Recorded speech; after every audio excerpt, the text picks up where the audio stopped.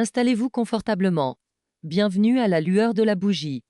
Ce soir, je vais vous raconter mon histoire, celle-ci précisément. Celle du soir où j'ai vu ma grand-mère décédée, debout dans ma cuisine, à minuit précis. Une apparition qui m'a hantée pendant des semaines entières avant de m'offrir la réponse la plus inattendue de toute ma vie.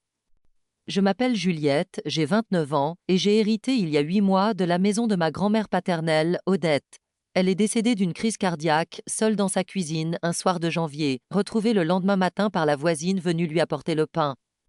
J'étais particulièrement proche d'elle, ayant vécu chez elle plusieurs années durant mes études, faute de logement étudiant abordable dans la ville où j'étudiais. Sa mort m'a bouleversée profondément, d'autant plus que je n'avais pas pu lui dire au revoir, occupée ce soir-là par un dîner professionnel que je regrette amèrement aujourd'hui.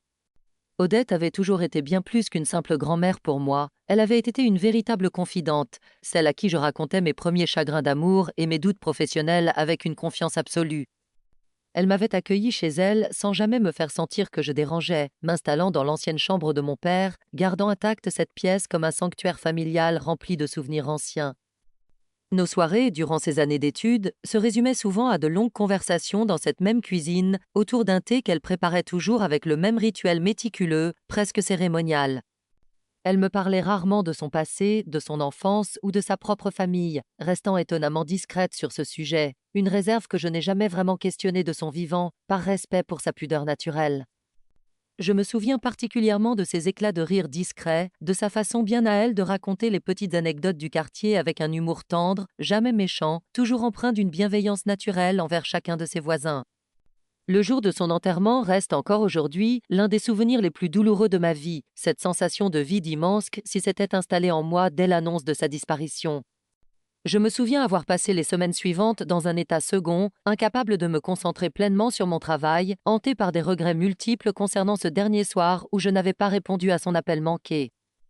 Mon père, submergé par son propre chagrin et par les démarches administratives liées au décès, m'avait proposé assez rapidement de récupérer la maison, sachant à quel point ce lieu comptait pour moi bien plus que pour lui-même.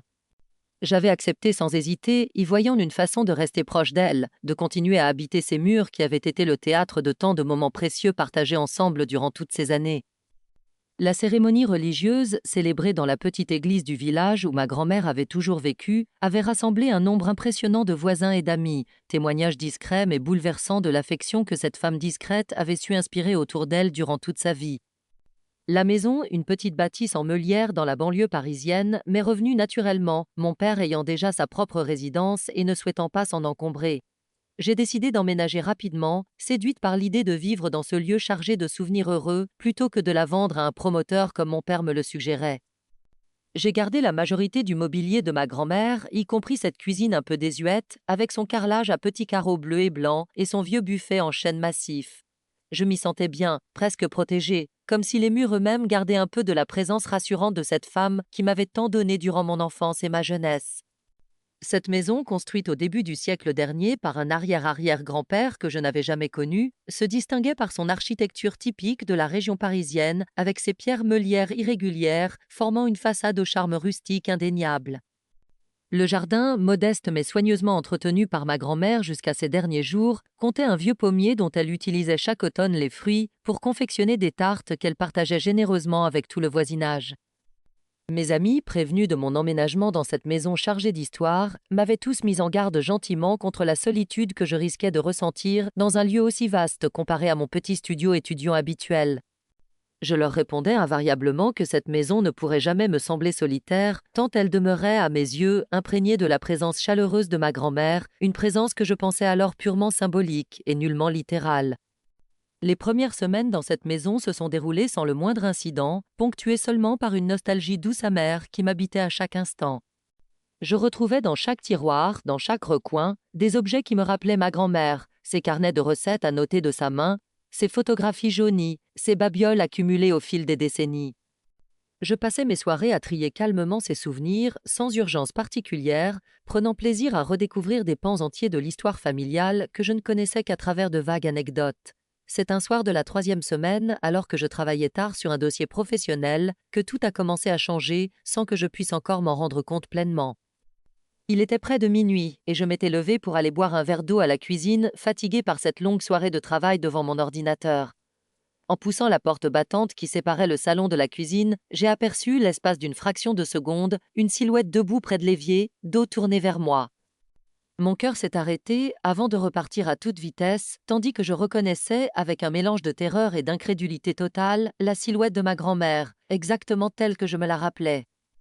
Elle portait sa robe de chambre habituelle, celle à motif de petites fleurs, ses cheveux gris relevés en chignon, et semblait s'affairer devant l'évier comme elle le faisait chaque soir de son vivant. La lumière de la cuisine était éteinte, seule la lueur pâle de la lune filtrant à travers la fenêtre au-dessus de l'évier permettait de distinguer cette silhouette avec une netteté troublante, presque irréelle. Je pouvais voir, malgré l'obscurité relative, les détails précis de sa robe de chambre, le motif floral que je connaissais si bien pour l'avoir vu porter des centaines de fois durant mon adolescence dans cette même maison. Un frisson glacé a parcouru mon dos, remontant jusqu'à ma nuque, tandis que mon esprit rationnel cherchait désespérément une explication logique à ce que mes yeux percevaient pourtant avec une clarté indéniable. Je me suis pincé le bras discrètement, espérant secrètement me réveiller d'un cauchemar particulièrement réaliste, mais la douleur ressentie m'a confirmé, avec effroi, que j'étais bel et bien éveillée et parfaitement consciente. J'ai reculé d'un pas, le souffle coupé, incapable de prononcer le moindre mot, mes mains agrippées au chambranle de la porte pour ne pas tomber. La silhouette n'a pas bougé, continuant son geste, celui de rincer une tasse sous le robinet, un geste que j'avais vu répéter des centaines de fois durant mon enfance. J'ai fermé les yeux quelques secondes, persuadé que la fatigue accumulée depuis des semaines me jouait des tours, que mon esprit fabriquait cette image par pure nostalgie inconsciente. Quand j'ai rouvert les yeux, la silhouette avait disparu, la cuisine parfaitement vide et silencieuse, l'évier sec, comme si rien ne s'était jamais produit à cet endroit précis. J'ai attendu, figé sur le pas de la porte, plusieurs longues minutes avant d'oser à nouveau bouger, guettant le moindre signe indiquant que cette silhouette pourrait réapparaître à tout instant devant moi. Le silence de la maison, habituellement rassurant, m'a semblé soudain oppressant, chaque petit craquement du parquet ou du chauffage me faisant sursauter violemment, mon système nerveux visiblement mis à rude épreuve par cette expérience inédite. J'ai fini par allumer toutes les lumières du rez-de-chaussée, refusant de rester ne serait-ce qu'une seconde de plus dans la pénombre, cherchant dans cette clarté artificielle un réconfort immédiat face à l'incompréhension totale qui m'habitait. Je suis resté immobile un long moment, scrutant chaque recoin de la pièce, cherchant une explication rationnelle à ce que je venais de voir, sans en trouver aucune de satisfaisante. Je me suis finalement approché de l'évier, touchant le robinet, la tasse posée sur l'égouttoir, tout semblait parfaitement normal, sec, immobile depuis que je l'avais rangé là plus tôt dans la journée. J'ai décidé cette nuit-là de mettre cet épisode sur le compte du stress et du deuil encore récent, une explication qui me semblait à la fois logique et rassurante sur le moment. Je suis remonté me coucher, le cœur encore battant, incapable cependant de trouver le sommeil avant de longues heures, l'image de cette silhouette familière tournant sans cesse dans mon esprit. L'épisode s'est répété, presque à l'identique, quelques jours plus tard, toujours aux alentours de minuit, toujours dans cette même cuisine où ma grand-mère avait vécu ces derniers instants. Cette fois, je suis resté plus longtemps dans l'embrasure de la porte, observant cette silhouette avec une attention presque clinique, cherchant à en apprendre davantage sur ce phénomène troublant. Elle semblait reproduire, encore et encore, les mêmes gestes du quotidien, rincer une tasse, essuyer le plan de travail, ouvrir puis refermer doucement un placard, sans jamais se retourner vers moi. J'ai remarqué avec un frisson glacé qu'elle portait toujours exactement la même tenue, cette robe de chambre à petites fleurs qu'elle affectionnait tant durant les dernières années de sa vie. J'ai commencé durant cette observation prolongée à noter mentalement chaque détail, chaque geste, cherchant une logique, un ordre précis dans cette chorégraphie nocturne qui semblait se répéter presque à l'identique chaque fois. J'ai remarqué qu'elle s'attardait systématiquement plus longtemps devant le buffet en chêne que devant l'évier, comme si cet endroit précis du meuble retenait davantage son attention que le reste de la pièce. Une nuit, alors que je l'observais depuis le seuil de la cuisine, j'ai vu ses mains s'attarder sur la poignée du tiroir du bas, cette poignée en laiton légèrement ternie par les années, avant qu'elle ne semble hésiter, puis renoncer à l'ouvrir. Cette hésitation, répétée nuit après nuit, m'a intriguée au plus haut point, comme si quelque chose l'empêchait d'accomplir totalement ce geste qu'elle semblait pourtant vouloir désespérément réaliser devant moi. J'ai fini par oser prononcer son prénom, à voix basse, tremblante, un soir où l'apparition me semblait particulièrement nette et prolongée. La silhouette s'est brièvement figée, comme si elle avait perçu ma voix, avant de continuer ses gestes exactement comme auparavant, sans jamais se retourner ni me répondre d'aucune manière. Cette absence de réaction directe, plutôt que de m'apaiser, a renforcé mon sentiment que quelque chose, dans cette scène répétée, cherchait désespérément à me communiquer un message que je ne parvenais pas encore à saisir. J'ai commencé à partir de cette nuit-là à observer plus attentivement chaque détail de ces apparitions, convaincu qu'elles n'étaient ni le fruit de mon imagination, ni un simple effet du deuil. J'ai essayé quelques nuits plus tard une approche différente, m'avançant doucement dans la cuisine plutôt que de rester immobile sur le seuil, espérant peut-être établir un contact plus direct avec cette présence énigmatique. Mes pas, pourtant silencieux sur le carrelage froid, n'ont provoqué aucune réaction particulière de la part de la silhouette qui a continué ses gestes habituels sans sembler remarquer ma présence rapprochée dans la pièce.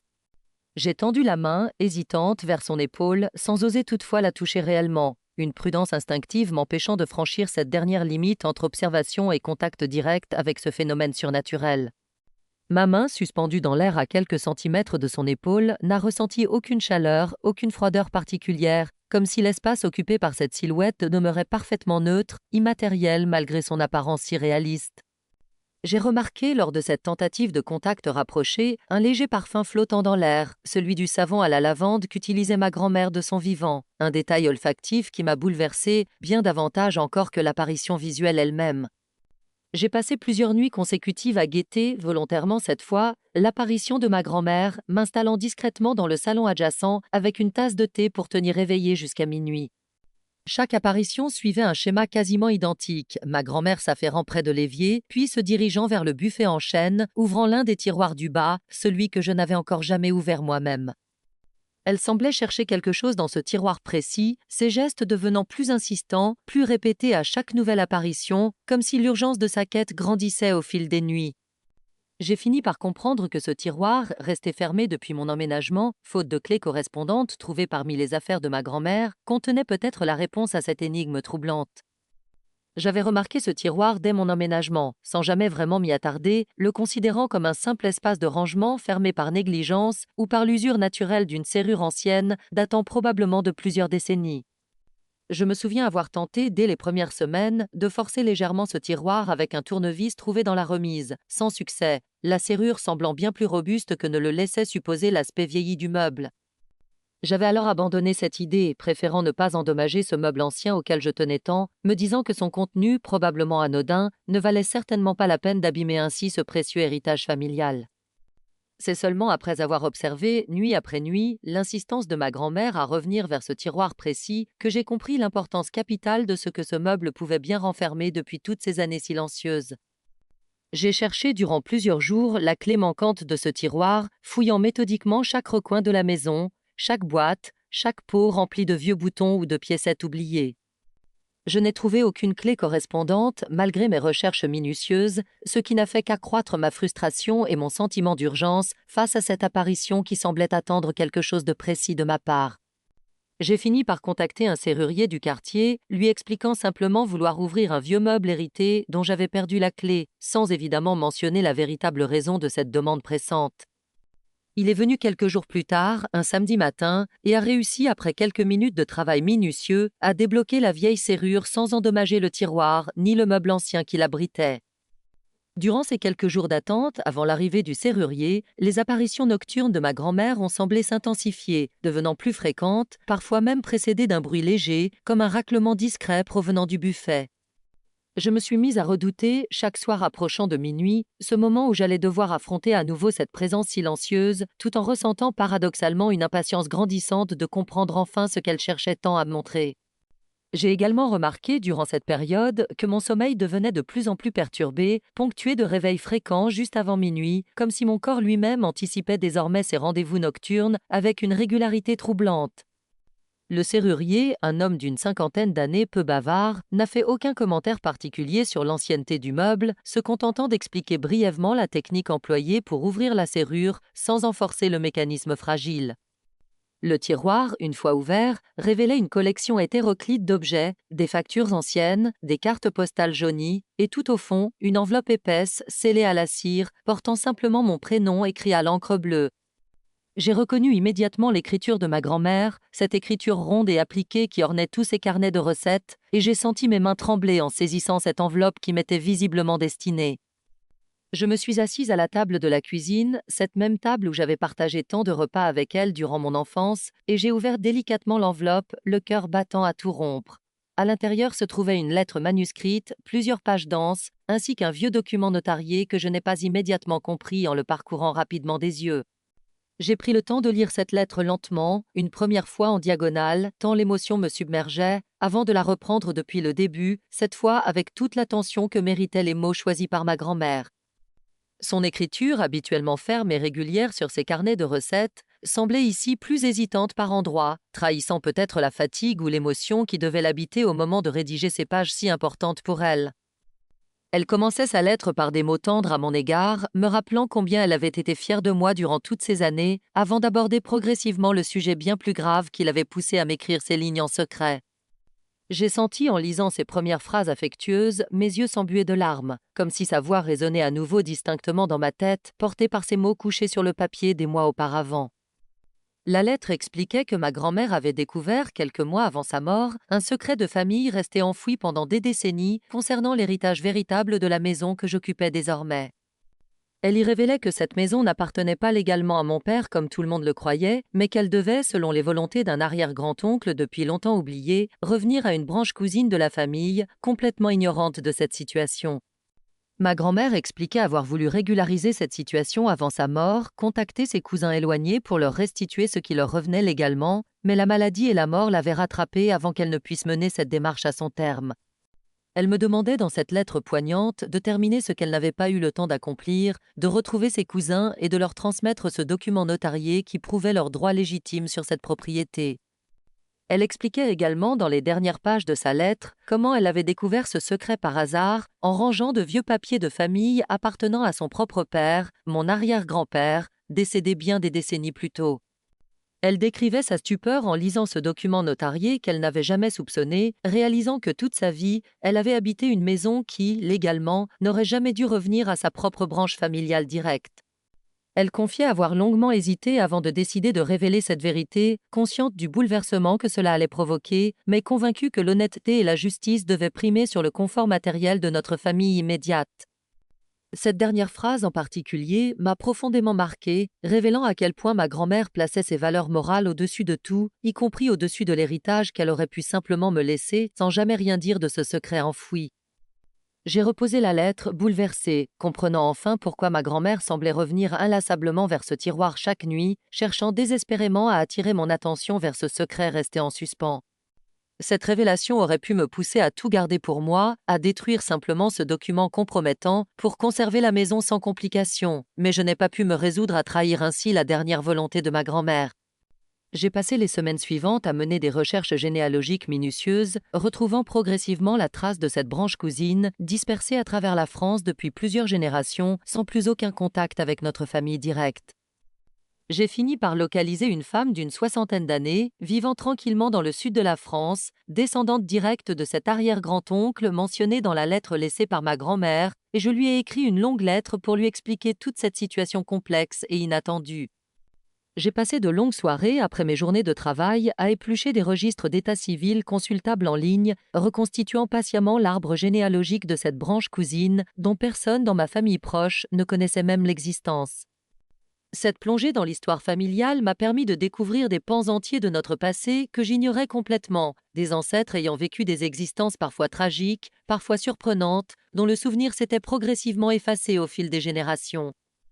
J'ai également compris, en reconstituant cette généalogie, les raisons probables du silence entourant cette affaire d'héritage, un vieux conflit familial datant du début du siècle dernier, ayant visiblement provoqué une rupture définitive entre les deux branches concernées.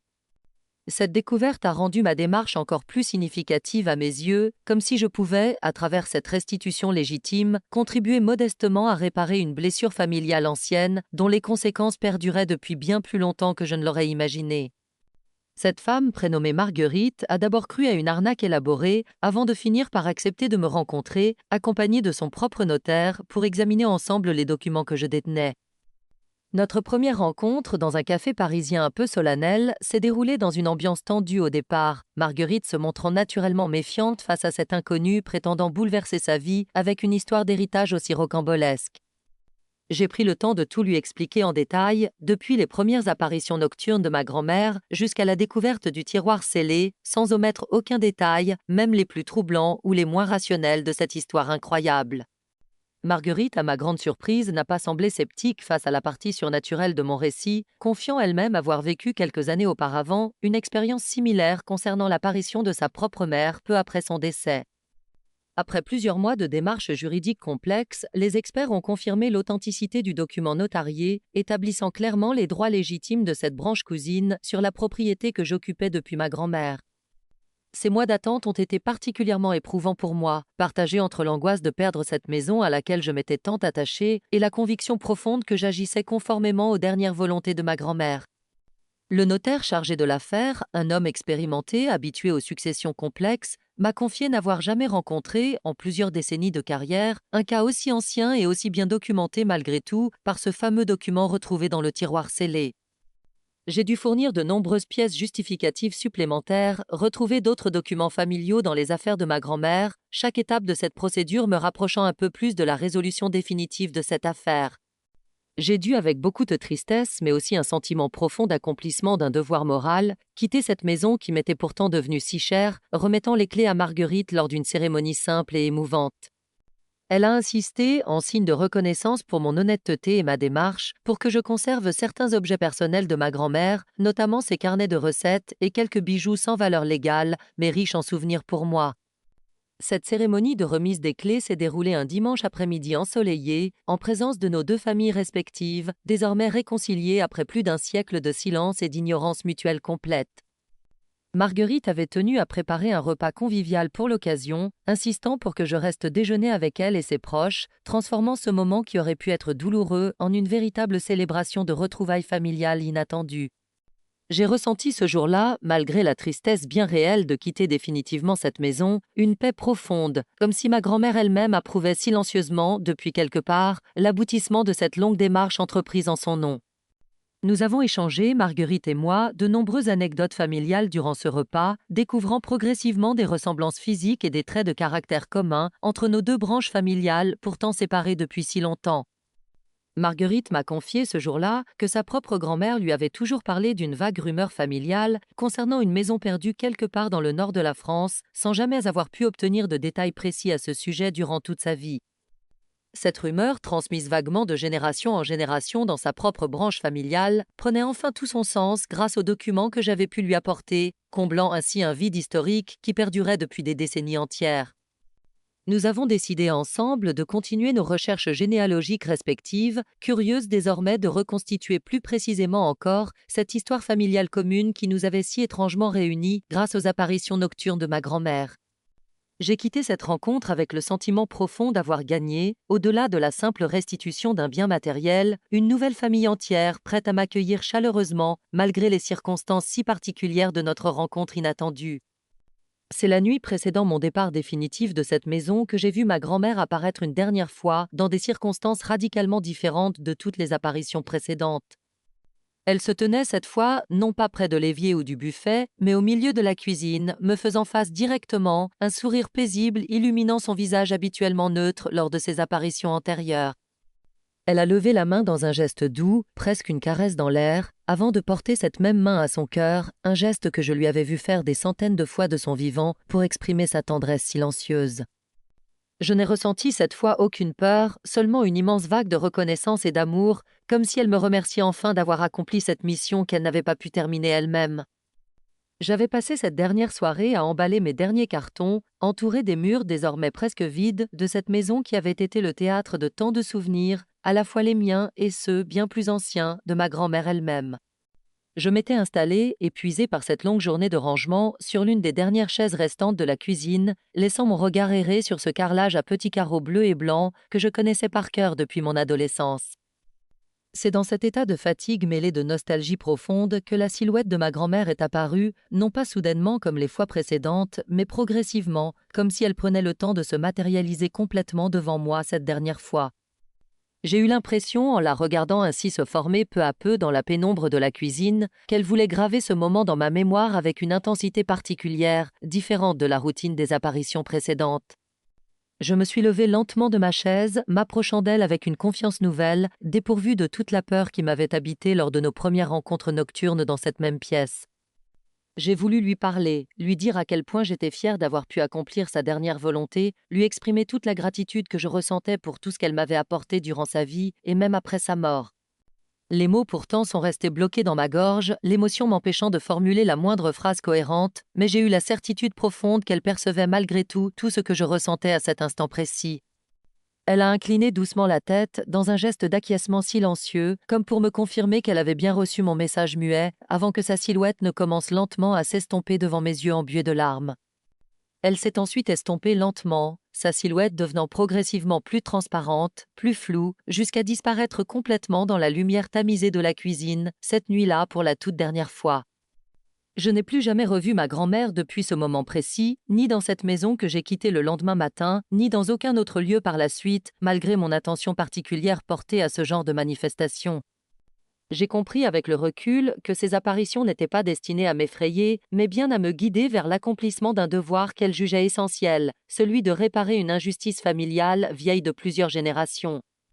Cette expérience m'a profondément marquée, transformant ma vision de la mort et de ce qui peut parfois persister au-delà quand une tâche importante reste inachevée et qu'un amour suffisamment fort cherche encore à se faire entendre. Aujourd'hui, je vis dans un petit appartement en ville, loin de cette maison en menuière que j'ai dû abandonner, mais je ne regrette absolument pas la décision que j'ai prise cette année-là. Marguerite et moi sommes restés en contact depuis cette rencontre, développant progressivement une relation chaleureuse malgré les circonstances inhabituelles qui nous ont réunis, comme si ma grand-mère avait, d'une certaine façon, réparé un lien familial brisé depuis longtemps. Je continue de cuisiner régulièrement les recettes de ma grand-mère, retrouvées dans ses carnets à noter de sa belle écriture ronde et appliquée, et j'ai la sensation à chaque fois de la sentir un peu présente auprès de moi dans ma propre cuisine, sans que cela ne m'effraie jamais. J'ai raconté cette histoire à mes proches les plus intimes seulement, préférant garder cette expérience relativement confidentielle pendant longtemps, avant de finalement accepter de la partager publiquement ce soir, avec vous, chers auditeurs fidèles de cette chaîne. Je ne sais toujours pas expliquer scientifiquement ce que j'ai vécu cette année-là, mais je sais avec certitude que l'amour et le sens du devoir peuvent parfois franchir des frontières que la raison seule ne saurait jamais expliquer complètement. Mon appartement actuel, bien plus petit que la maison de ma grand-mère, ne possède pas de jardin ni de vieux buffets en chêne, mais j'y ai recréé dans la mesure du possible une atmosphère qui me rappelle chaque jour son souvenir précieux. J'ai accroché dans ma propre cuisine une photographie d'elle prise quelques années avant sa mort, souriante devant ce même buffet qui avait fini par révéler, à travers son tiroir scellé, un secret vieux de plusieurs générations. Marguerite m'invite régulièrement à passer quelques jours chez elle dans le sud de la France, où j'ai fini par nouer de véritables liens d'amitié avec ses enfants et petits-enfants, cette famille cousine que je ne connaissais même pas quelques années auparavant. Je repense souvent, durant ces visites chaleureuses, à quel point ma grand-mère aurait été heureuse de voir cette réconciliation familiale se concrétiser ainsi, elle qui avait tant tenu à réparer cette injustice avant même de me la confier après sa mort. Je raconte aujourd'hui cette histoire sans aucune honte ni gêne, convaincue que d'autres personnes, confrontées à des phénomènes similaires, méritent d'entendre qu'il ne faut jamais négliger ce genre de signes, aussi troublants et inexplicables puissent-ils paraître au premier abord.